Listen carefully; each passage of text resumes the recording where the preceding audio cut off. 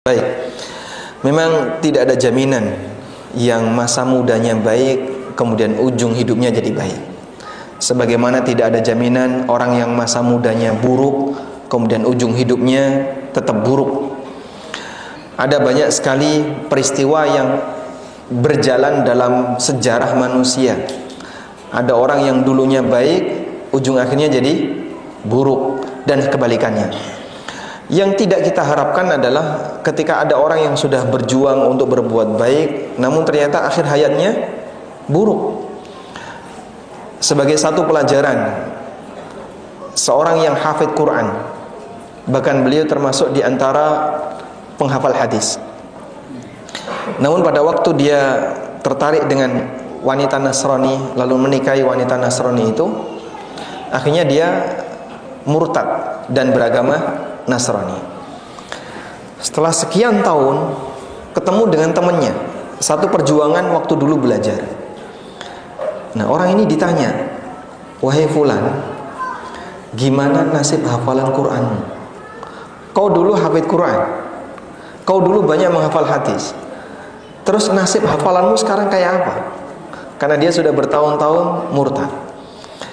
Lalu dia bilang seperti ini, "Semuanya lupa kecuali satu ayat." Ayat apa itu?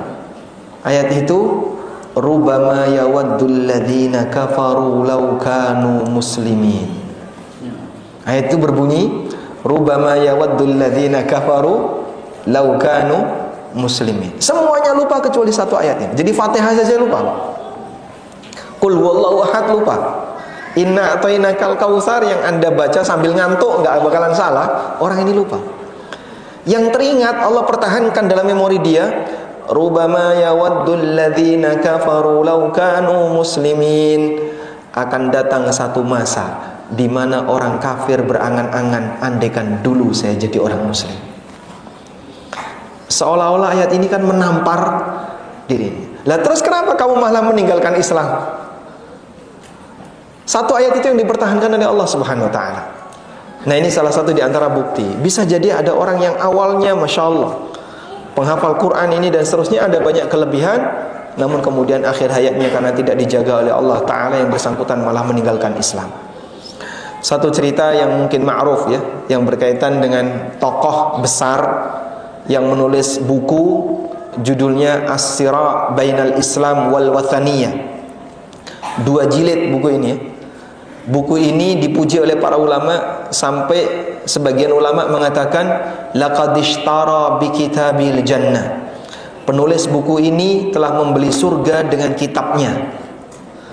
Dia telah membeli surga dengan kitabnya.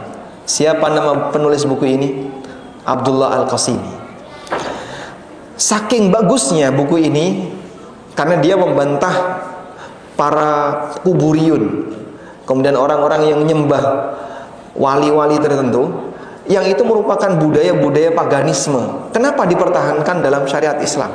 Kenapa dipertahankan dalam budaya kaum muslimin, bukan dalam syariat Islam ya? Kenapa dipertahankan dalam budaya kaum muslimin? Dengan menggunakan alasan yang sangat logis. Jadi kalau pakai alasan pendekatan dalil mungkin nggak diterima. Nah, beliau Abdullah Al-Qasimi ini lebih banyak menggunakan silogisme ketika menjelaskan itu. Tapi apa yang terjadi? Karena orangnya memang suka pakai logika, lama-kelamaan dia jadi ateis dan mati dalam keadaan berposisi sebagai ateis.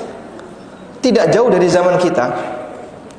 Padahal dia tokoh besar yang sampai dipuji oleh para ulama, dan buku itu masih dijadikan referensi, masih ada walaupun penulisnya jadi ateis. Maka Bapak Ibu yang dimuliakan Allah Subhanahu wa taala, ini salah satu di antara bukti bahwa kondisi akhir hayat yang dialami oleh seorang hamba tidak ada yang bisa menjamin. Ada satu cerita Ustaz. Ini pernah diceritakan oleh Al-Qurtubi dalam kitab At-Tadhkirah. Ada seorang yang menjelang wafat, dia dikerumuni oleh teman-temannya untuk ditalkin. Ya, sebagaimana umumnya kita ya, kalau ada orang yang mau mati, didatangi, dikerumuni oleh beberapa orang untuk ditalkin. Nah, saat dia ditalkin, "Qul la ilaha illallah." Tiba-tiba dia emosi. dan mengatakan, ilaika anni, menjauh dariku, jangan ke sini, menjauh. Semuanya disuruh bubar. Padahal ini tokoh, dia ini ulama. Tiba-tiba setelah dia ditalqin la ilaha illallah, ilaika anni, bubar di sini, jangan ada di sini. Lalu gak sadar. Nah, ketika orangnya sadar, ditanya,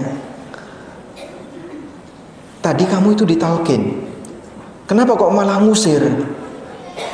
Terus dia bilang, datang dua sosok setan berubah wujud jadi bapak dan ibuku. Dia nyadar kalau itu setan. Yang datang sebagai sosok bapak, dia bilang, mut yahudiyan fa innahu khairul adyan.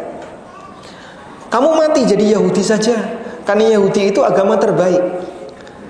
Jadi wajah bapak ibunya itu tiba-tiba datang di hadapannya, dan itu setan yang berubah jadi wajah bapak dan ibunya. Mungkin bapak ibu pernah melihat ada orang yang menjelang mati terus tiba-tiba dia bilang, aku kok ketemu ini, aku ketemu ini. Ketemu siapa, Pak? Ketemu siapa?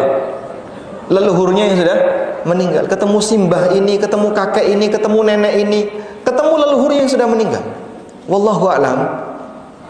Sebelum peristiwa istihdar, bisa jadi mereka yang mau mati ditampakkan oleh Allah Subhanahu wa taala sesuatu yang tidak bisa dilihat manusia biasa. Mungkin saja itu setan yang berubah wujud. Nah, yang bahaya ketika kayak gini, datang dalam muka bapaknya lalu dia bilang, mut yahudiyan fa innahu khairul adyan.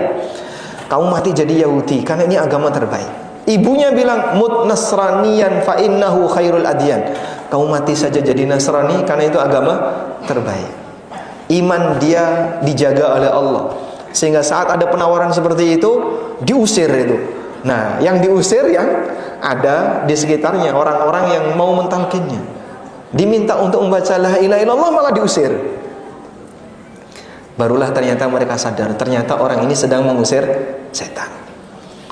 Coba, kira-kira yang bisa menolong dalam peristiwa seperti itu siapa, Pak? Kalau bukan Allah Subhanahu wa ta'ala.